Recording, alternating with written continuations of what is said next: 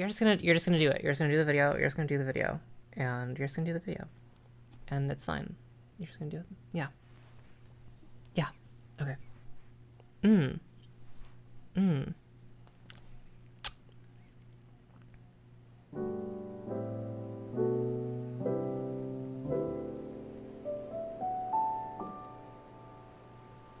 Hi. So, once upon a time, I said, I'm actually kind of obsessed with this article and I'm low-key considering doing a point-by-point response to it. Let me know in the comments if that's something you're interested in. And you guys took me on that and definitely identified that you want me to make this video. So I'm making this video. On that point, I do want to say that I really, honestly super appreciate the response to my last video. It's been really awesome reading all of your comments. The discourse has been very interesting, but it's all great stuff to read. I have loved seeing everyone's opinions. It's honestly been really cool to just go through there and see what you guys think. So thank you for that. If you watched the video, liked, subscribed, for whatever reason you're on this video, thank you. And if you haven't seen my last video, I'll put up a card somewhere. Please do watch that, because you can watch this separately, but it won't be as relevant, I guess. So, yeah, I said that I would do this video if you guys wanted me to, and you guys wanted me to, so here we are. I want to add that I am not on script right now, which is why I am scatterbrained and insane. I'm hoping that any of this that I'm recording is going to be usable, but we'll see. The other thing that I want to add is that I have not read this article all the way through yet. I obviously skimmed it for the video, but it wasn't a major component, it wasn't research. So I just kind of was looking through to see if those articles existed, and I hadn't quite read the whole thing yet. I read through the intro and obviously enough to see that it was interesting. But yeah, this is going to be kind of a blind, again, point-by-point response to that article. So let's get into it. And here it is. Why Wicked is a Sneaky Story That Celebrates a Free Society. So this is by Brian Park, who I don't know anything about. I'm sure he is a person. This was published on September 21st in 2017, so it's not super old, but it's not new. It's getting there. Let's just get right into it. It can be challenging being a conservative fan of Broadway musicals. When I was growing up on Long Island in the 80s and 90s, I would regularly go to see Broadway shows with my family or on school trips. Perhaps it was just my perception, but it seemed to me that the vast majority of shows had a broad appeal. Despite the proposition of heading into the gritty city, Times Square hadn't been cleaned up yet. So right off the bat, I want you guys to make note of this sort of laying the groundwork tactic, because we're immediately muddying the waters. The author here is hearkening back to the 80s and 90s of Broadway, which was by and large in the 80s and the early 90s. Towards the late 90s, it changed quite a bit. But you have to understand that the landscape of Broadway at that time was actually still pretty traditional. The musicals of that era were very normal compared to the Broadway of the early 2000s, for instance. It was definitely a lot more standard. It was very milquetoast sort of status quo of an era for Broadway. That's not to say that there wasn't amazing stuff going up on Broadway. I just mean thematically it was very tame. So the author here is already signaling to us that these were better times and that Broadway should be more like it was then. And that's just in the first paragraph. Despite the seedy surroundings of Midtown Manhattan, you could take the family to most shows. Back then, we would snicker at well-placed expletives in shows like Les Miserables. Today, Times Square is safer than ever, barring the occasional aggressive Elmo. Cue laugh track, presumably. But you really have to do your homework to know which shows you can take your kids to. Generally speaking, unless the show is a classic revival like Fiddler on the Roof or West Side Story, has been adapted by Disney, like Lion King, Aladdin, etc., or it's explicitly marketed to kids, like Matilda, you're probably better off staying at home. So we're doing a lot of fear-mongering here. I'm actually kind of amazed. I didn't think Bro was going to be so afraid of any musical that isn't Disney or a classic revival. And by the way, to say that Fiddler and West Side Story are more appropriate for kids than some of these modern musicals. And again, modern for 2017, so there was still interesting stuff going on there. It just wasn't as insane as it is today. But again, to say that like Fiddler and West Side Story are just like completely kid friendly is kind of an interesting take, I guess. I don't know if a child is necessarily going to understand why a musical like Fiddler or West Side Story is so intense and such a poignant commentary. But nonetheless, those are pretty heavy musicals, honestly, you know, all things considered. Obviously, going into Lion King and Aladdin, I mean, that stuff, it is what it is, so I'm not going to argue with him there. But, I don't know, this is, again, we're laying the ground with lots and lots of fear-mongering, which, honestly, for conservative media, doesn't surprise me, but, I mean, I kind of wish it were a little more intelligent. I can already tell this is where it gets good. Broadway shows these days seem to revel in saturating in swear words or rubbing the audience's faces with the latest feminist or LGBT agenda item. And yes, I realize that people like Bob Fosse were pushing the envelope in the 70s, and shows like Oh, Calcutta existed in the 80s. It's enough to make you give up on professional live theater. Dude, that's so sad. That's actually so sad. He's so trapped in the past that he can't enjoy the present. That's like, if I ever get there, I don't know. If I'm ever at that point, like, just put me out, frankly. That brings me to Wicked. Here is your show of shows. It's a blockbuster that has been continually running on Broadway since it opened 14 years ago. It's smashed box office records many times over at its home at the Gershwin Theater. It's broken... Oh.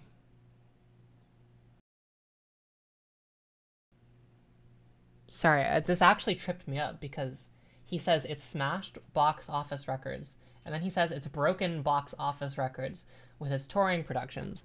Okay, so that's just poor writing.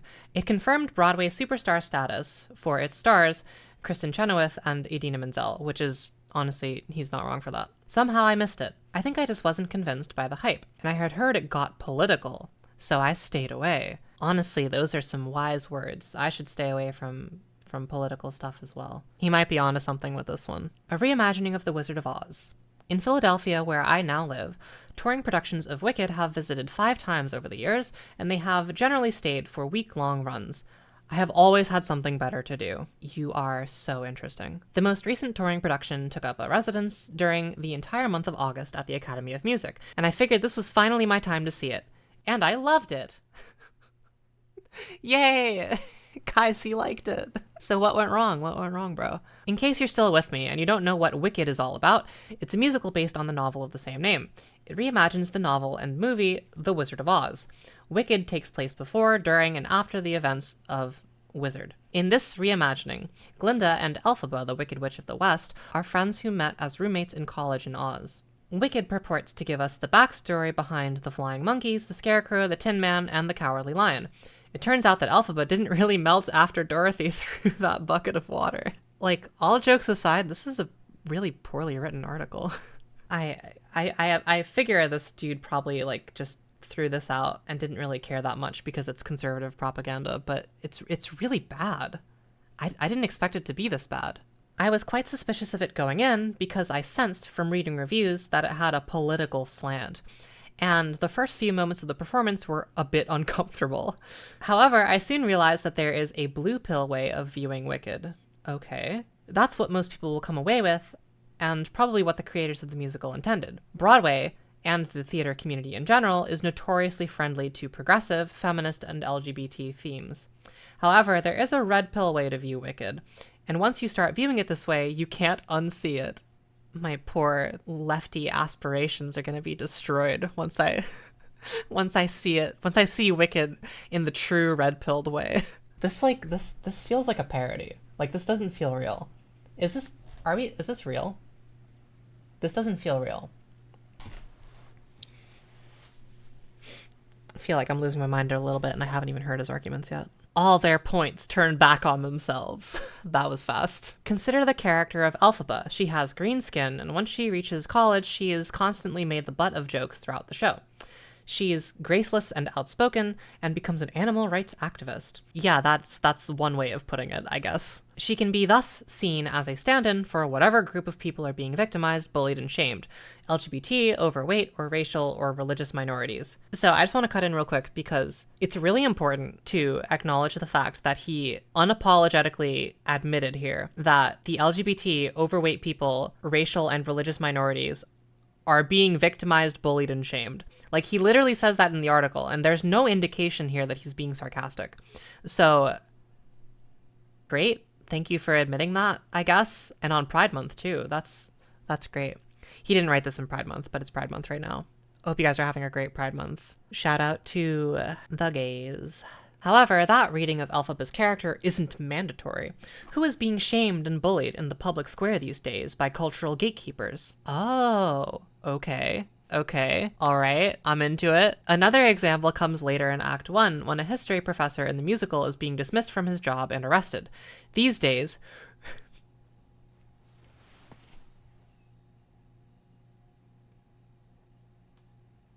I can't do this. I can't do this.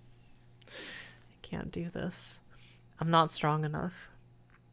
I'm not strong enough. These days, who is being driven from their jobs? Certainly not progressives. They're running the show. Motherfucker, I wish, dude. That would be fantastic. Put us in charge of that shit. Fucking fix this thing right up. I fucking wish, dude. What a crazy take. My god.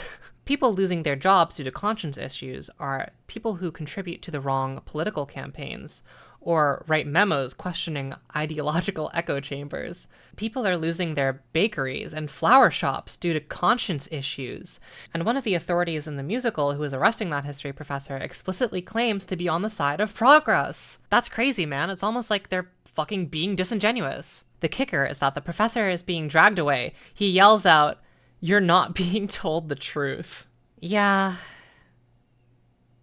Okay. So I don't even know what to do with this information. Because, dude, the fact that Dillamond is framed in this way, what's crazy about this perspective is that Dr. Dillamond is legitimately being persecuted just for existing. Do you not understand how that is necessarily an insert for a minority or oppressed group and not actually an insert for the majority privileged group that says shit that people are like, that's kind of weird, bro. Like, Dr. Dillamond does not get dragged away and fired because of the things that he's saying. He gets dragged away and fired because of what he is. And again, it's not that he's not getting dragged away for his opinions. He's not getting dragged away for anything that he's saying. He is getting fired because he's a fucking animal. And the animals are specifically, clearly, definitively shown to be an outgroup.